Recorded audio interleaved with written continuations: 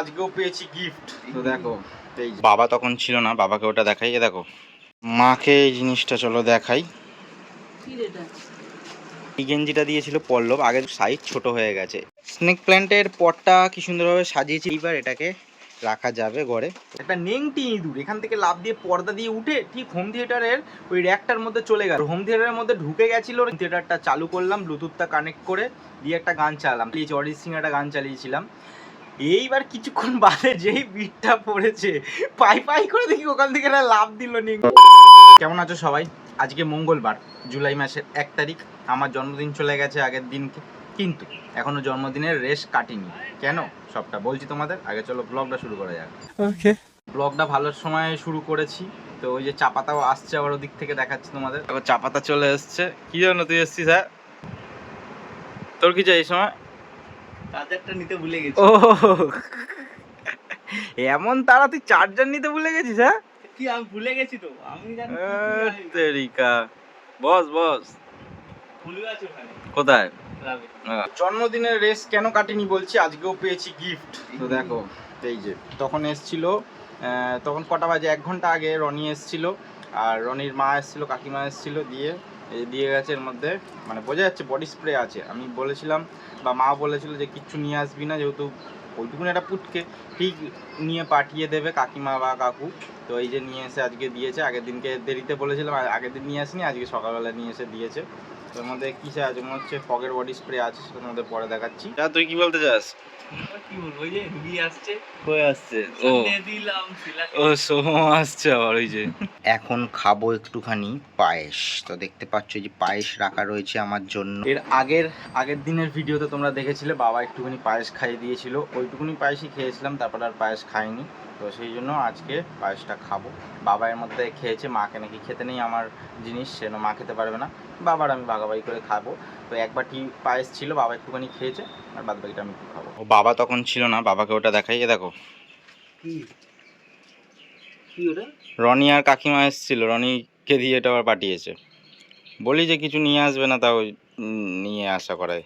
রেখে দিয়ে এরকম ভাবেই খুলবো না, মাকে আসলেও দেখাবো, তাও দেখি মা কি বলে। আর আগের দিনের ব্লগে দেখেছিলে বা আমি এই গেঞ্জিটা পরেছিলাম, এই গেঞ্জিটা কৌশিকরা দিয়েছিল, কৌশিক, তারপর হচ্ছে অভিজিৎ, সোম, বনিদিরা সব মিলে।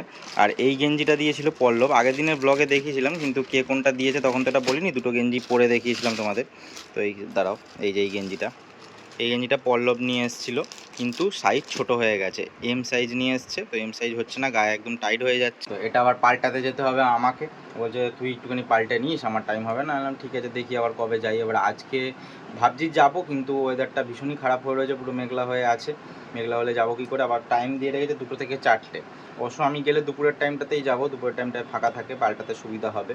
আর নয়তো শত্রুর দোকানগুলো এমন অবস্থায়, পাশাপাশি সাইকেল রাখা যায় না, মানে হেঁটে হেঁটে যেতে হবে আমাকে, বা গাড়ি এমনি অটো করে যেতে হবে। দেখা যাক আবার পাল্টে কি নিয়ে আসে। কিন্তু কালারটা এইটার দারুণ সুন্দর কালার, কিন্তু এত হালকা কালার আমার মানে নোংরা হয়ে যাবে তাড়াতাড়ি।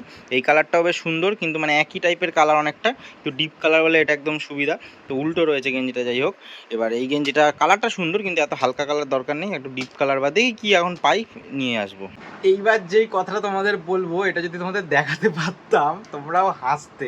ঠিক আছে, এইখানে বসে আমি খাচ্ছিলাম, একটা নেংটি ইঁদুর এখান থেকে লাফ দিয়ে পর্দা দিয়ে উঠে ঠিক হোম থিয়েটারের ওই র্যাকটার মধ্যে চলে গেল। আমি ঠিক বুঝতে পেরেছি নিশ্চয়ই হোম থিয়েটারের পেছন দিকে আছে। এবার হোম থিয়েটারের মধ্যে ঢুকে গেছিল কিনা সেটা আমি জানি না। হোম থিয়েটারের মধ্যে একটা জাল মতন আছে, ওর ভেতর দিয়ে ঢুকে যাচ্ছে নাকি কে জানে।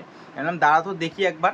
কী করলাম, প্লাগটা দিলাম, দিয়ে হোম থিয়েটারটা চালু করলাম, ব্লুটুথটা কানেক্ট করে দিয়ে একটা গান চালালাম, তাও বিট ছাড়া, কম বিটের গান চালিয়েছি, অরিজিৎ সিং একটা গান চালিয়েছিলাম।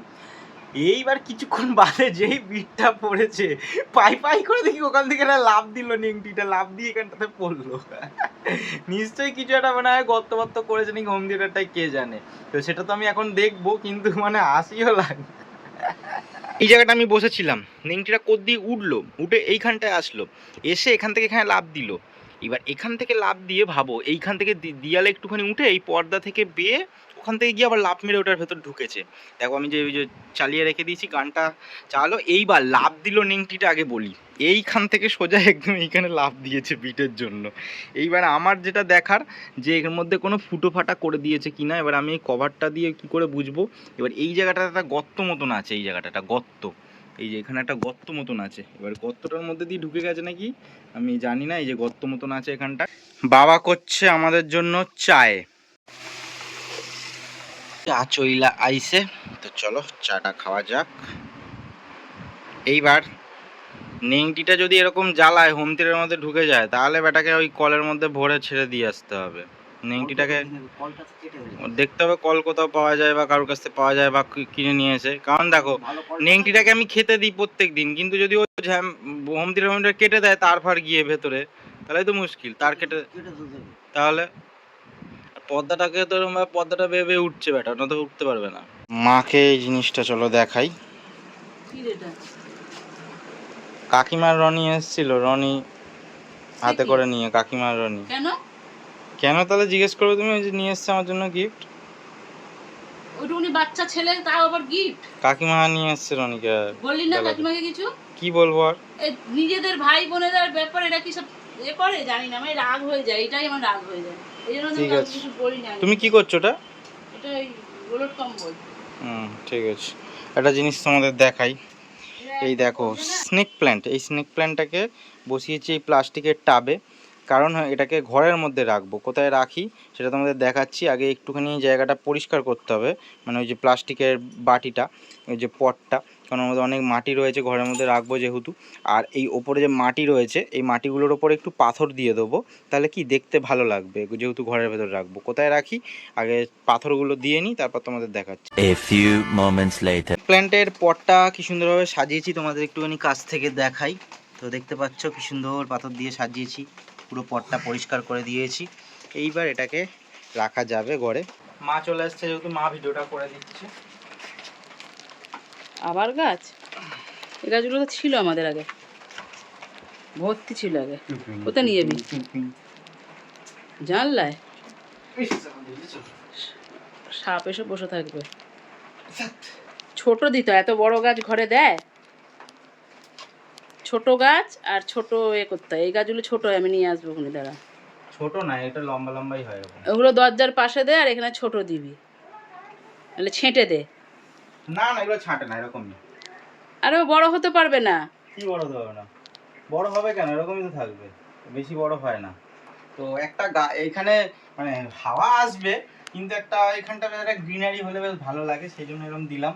লাকি বাম্বুও দেওয়া যায়, এখানটাতে রাখা যায়, কিন্তু আপাতত স্নেক প্ল্যান্টটা এখানে রাখলাম। আর ভেবেছিলাম একখানা মাত্র বসাবো, দুখানাই বসলাম, একটু ভরাট ভরাট লাগবে। তো কেমন লাগছে? একটাই বসানো দরকার ছিল। আমাকে পরিষ্কার দেখা যাচ্ছে না অন্ধকার? ইয়েস ইয়েস, দেখা যাচ্ছে না, ভালো করে দেখো। কেমন কেমন লাগছে অবশ্যই জানিও। আপাতত এখানে থাকুক, একটা গ্রিনারি থাকুক ঘরের মধ্যে। আমাদের বিশাল ভালো বাড়ি না যে সুন্দর সুন্দর সিঁড়ির মধ্যে রাখবো একদম গ্রিনারি প্ল্যান্ট বা অনেক কিছু প্ল্যান্ট, এইটুকুনি রাখলাম। তো এই জায়গাটা এবার ভালো লাগছে নাকি অবশ্যই জানিও।